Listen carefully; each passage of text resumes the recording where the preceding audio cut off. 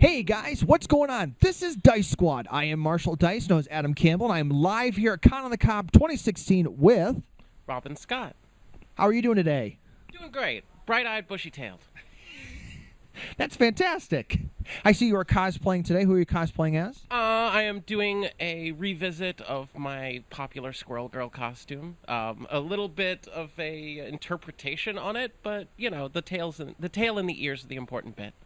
Absolutely. So, what are you doing here at Con on the Cob? I am here presenting primarily my Urban Tarot deck, which is a project that I worked on for 13 years. I self-published it by way of a Kickstarter. And over the last year, I've been selling it, distributing it all over the planet. It's been very successful, and people have been really excited about it.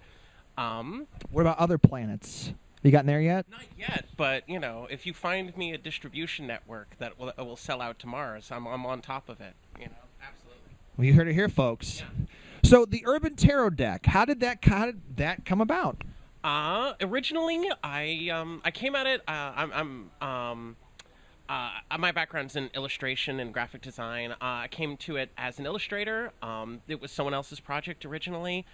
They were looking for a number of artists to put together a deck. The original project fell through completely, and I had a number of pieces that I was proud of, that I had in my portfolio, and people started asking me over the years, when are you going to finish the deck?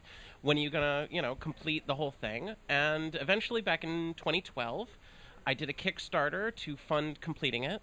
I did the remaining 51 cards in the few years since then. I've self-published it. It's been a remarkable journey. You know, I didn't come at creating a tarot deck as a tarot reader. I didn't know much about the tarot or its history, traditions before I got to it. And the journey has changed me, right? I read tarot cards for people, and it's a remarkably powerful experience to be able to give someone a little bit of insight, a little bit of guidance in their life, help people make important decisions and changes. Now, you said that you were in graphic design. Was that your first choice? So I did my undergrad at Parsons in illustration, and then I have a master's in illustration from FIT. I ended up doing a lot of graphic design, web development stuff, because it's a lot easier to get work doing graphic design and web development than it is just getting a job doing illustration. So, I keep doing art when I can. And in between that, I, design things, layouts, and emails and things like that.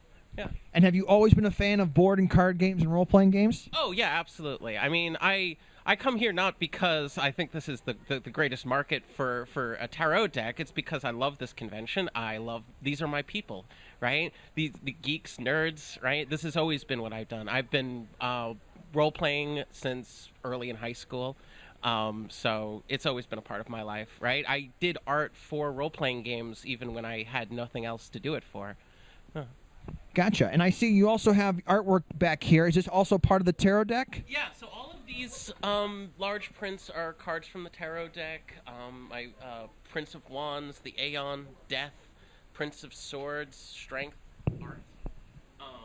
And every one of them has like a really interesting story. A lot of the people who came and modeled for my deck were backers in my Kickstarter project, and they traveled or had me travel thousands of miles to be photographed, to pose for me. This gentleman here serves on a nuclear submarine that was stationed in Pearl Harbor. He had me flown out to Honolulu for a few days so I could stay with him so he could model for that piece. The woman here is a professional witch who has a magic shop in Arizona. She'd never been to New York, but she flew in for one day to come in, and I dressed her in bloody rags and photographed her in my foyer with a flashlight. And then I took her on a tour around the city and showed her the subway systems and stuff. Now, what card does this represent? This is the moon. The moon is a card about the things that we keep secreted away in our basement, the things that are too scary to look at directly. It's a reminder that sometimes we need to bring those scary things into the light and look at them, and remind ourselves that just because they are scary, that doesn't mean that they are harmful. The moon sort of has these associations with the afterlife, the underworld, and with the guides that take us there and take us to the dark places. That's why there is a jackal, which is sort of symbol of Anubis, the Egyptian. I was going to ask you actually.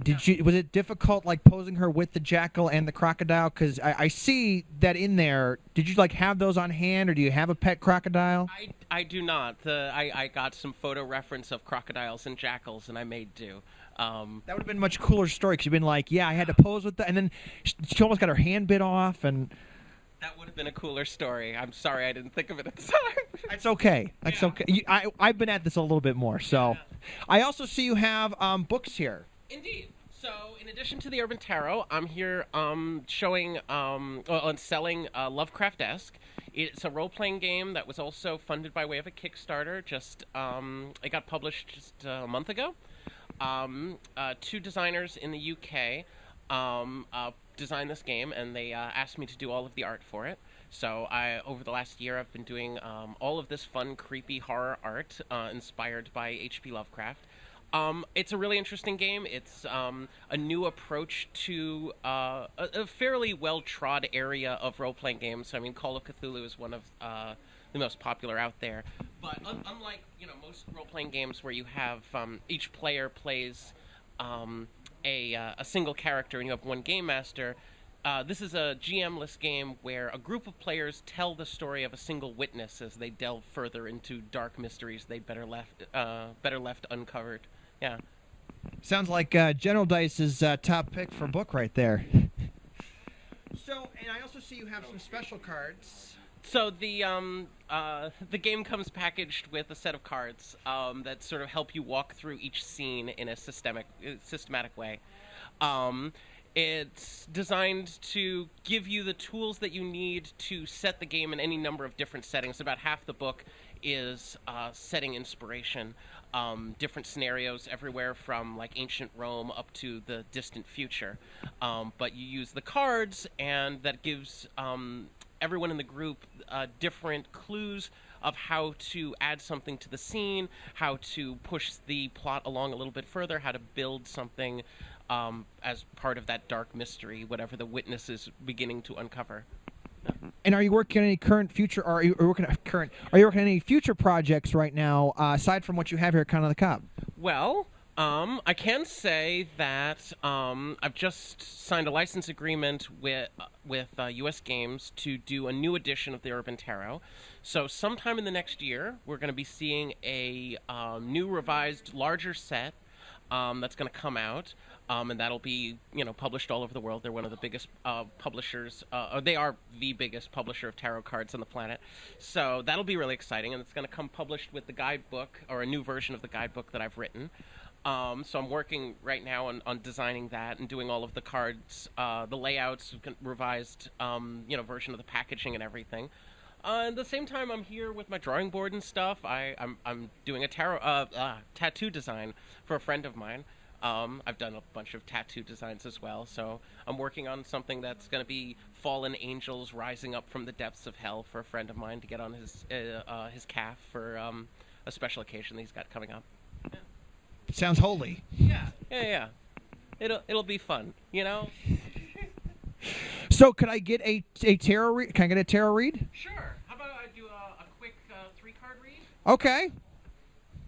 So, let me do a brief shuffle, and then I'll ask you to focus on a question or an obstacle or something that you're facing in your life. And as you do so, cut the cards. Okay. Let's see. All right, I got it.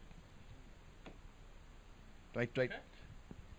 All right. So, the first card representing your past, the Prince of Discs, the Day Trader. He is air and earth.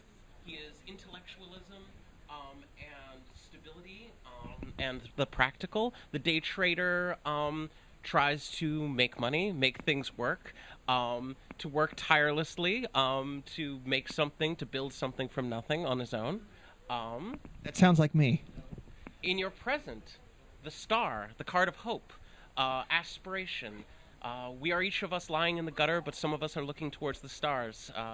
Oscar Wilde. That's represented by the Bowery Street Mission down in New York. That's one of the homeless shelter soup kitchens. The Empire State Building in the back, sort of a symbol of hope and aspiration for people in the city. In your future, the Hierophant organization that becoming part of something larger than ourselves, joining something that gives you power, that also takes some power away from you. As when you join something, you give up a piece of your control, but it can give you a great deal of support. The Hierophant is balanced with a cup half full, and shadows above and shadows below, light above, to represent the balance between positive and negative influences that can come from that. Awesome. Thank you. I appreciate it. And if you can't, where can people find all of your awesome products? So you can go to theurbantarot.com, or you can find me at robinscottart.com, ART.com. And I am continuing to sell these decks online and ship them out all over the place.